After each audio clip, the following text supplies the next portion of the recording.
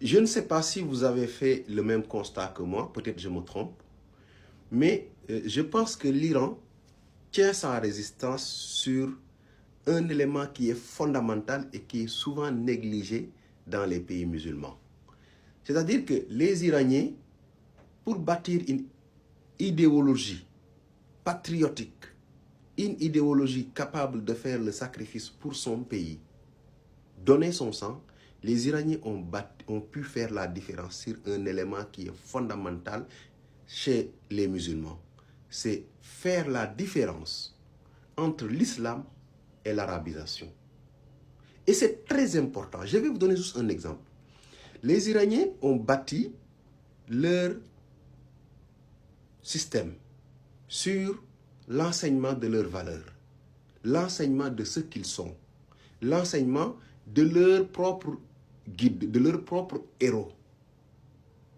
Contrairement à beaucoup de pays musulmans qui pensent que devenir musulman, c'est renier tout ce qui est valeur et qui était valeur chez toi. Il n'y a pas un peuple au monde qui n'a pas un héros, qui n'a pas de valeur avant l'arrivée des religions révélées. Ça, il faut que ça soit très clair. Prenez le cas du Soudan. Beaucoup de Soudanais, c'est une fois hors du Soudan, souvent en Occident, qu'ils découvrent qu'ils ne sont pas arabes. Oui, ils découvrent qu'ils ne sont pas arabes. Et il y a même des musulmans qui n'habitent pas dans cette zone-là arabisée, qui pensent que c'est des arabes. Même vous le prenez même dans certains autres pays musulmans, il y a certains musulmans, ils pensent que avant l'arrivée des religions révélées, il n'y avait pas de valeur chez eux. Mais vous pouvez prendre l'islam et prendre les valeurs de vos ancêtres. Parce qu'il y a des valeurs dans toutes les sociétés, ce n'est pas l'islam qui les a ramenées, ce n'est pas le christianisme. Donc vous pouvez bâtir une idéologie, une manière de voir le monde, un mindset qui va vous permettre, vous, en tant que musulman, d'avoir des gosses qui ne seront pas complexés. D'avoir des gosses qui vont savoir que je suis musulman, mais je ne suis pas arabe. Et là, on l'a vu. Je peux prendre même un autre pays où ça fonctionne. C'est-à-dire, vous prenez le pays du Sénégal, mon pays. Les Sénégalais fait partie des rares pays africains où l'arabisation n'a jamais marché. C'est toujours heurté à une tradition qui est là, et l'islam est enseigné même dans certains, les fiqh et le sunna. La fiqh et le sunna sont enseignés même à travers des livres écrits en wolof. Oui, ils ont refusé toute arabisation. Et ça, c'est pourquoi aujourd'hui, quand je vois les gens critiquer les confréries, je leur dis, vous ne savez pas. C'est-à-dire, les confréries, c'est l'islam sans l'arabisation. Et vous savez que tous les pays aujourd'hui du Golfe, du Moyen-Orient, pensent qu'ils doivent étendre le panarabisme à travers l'Afrique. Et ça, ils ont un moyen sur lequel, par exemple, si c'était un blindé qui transporte de l'argent, ils doivent le mettre dans ce blindé-là. C'est la religion. Ils vont utiliser la religion pour vous imposer leur culture, et à travers cette culture-là, tu penses vous vivre de l'islam, mais tu vis de l'arabisme. Les Iraniens ont pu éviter ça. Les confréries au Sénégal ont su faire la différence. C'est pour cela, même du point de vue vestimentaire, ils sont foncièrement sénégalais quand vous les voyez. Parce qu'ils refusent toute arabisation. Et moi, je suis entièrement d'accord. On peut être musulman sans être arabisé. Et il y a une différence fondamentale entre le musulman, entre le Sénégalais et l'arabe. Aujourd'hui, quand vous êtes bâti dans cette civilisation-là, il ne vous sera jamais possible d'être complexé. Jamais. Et c'est ça qui est le fondement réel de la résistance, iranienne. Ils s'appuient sur leur passé de résistants. Plus de 3000 ans de civilisation, de résistance, de guerre. d'envahissement, d'attaque, de contre-attaque pour former leurs jeunes.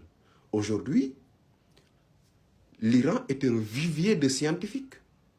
Pourquoi?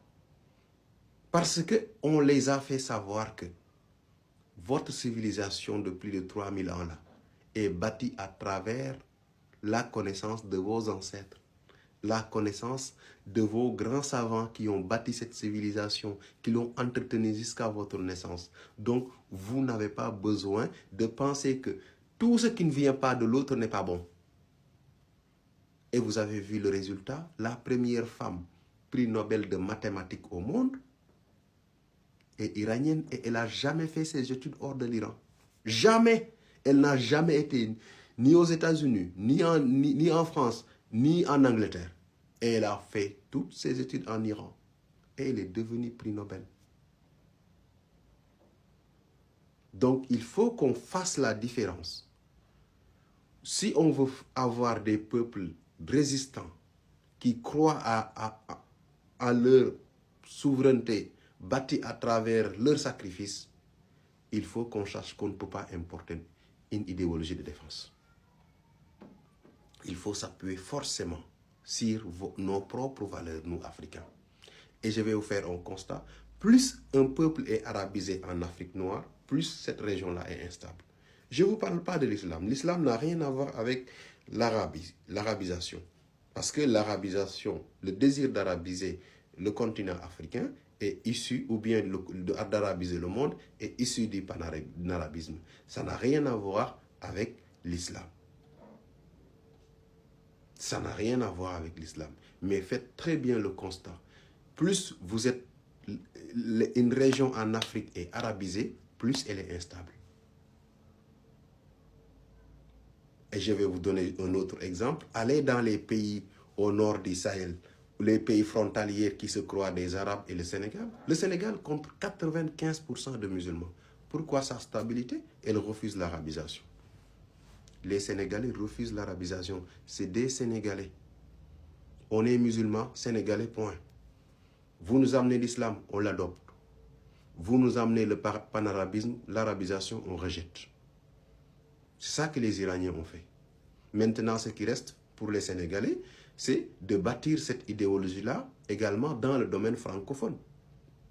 Il faut qu'on enseigne nos langues dans nos universités.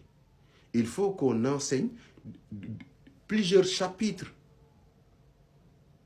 à travers plusieurs chapitres, nos héros, toutes ces personnes-là qui se sont battues pour le Sénégal. Oui, sans complaisance, parce qu'il y en a. Et on retrouve notre histoire, notre fierté de Sénégalais. Et je parle du Sénégal, mais je pense que tous les Africains doivent absolument faire ça. Il ne faut jamais penser que quand vous n'êtes pas arabisé, vous n'êtes pas musulman. Et ça, je vous assure qu'il y a beaucoup de jeunes musulmans qui sont piégés aujourd'hui. Même quand vous êtes musulman, vous n'êtes pas arabisé, ils vous prennent même pas au sérieux.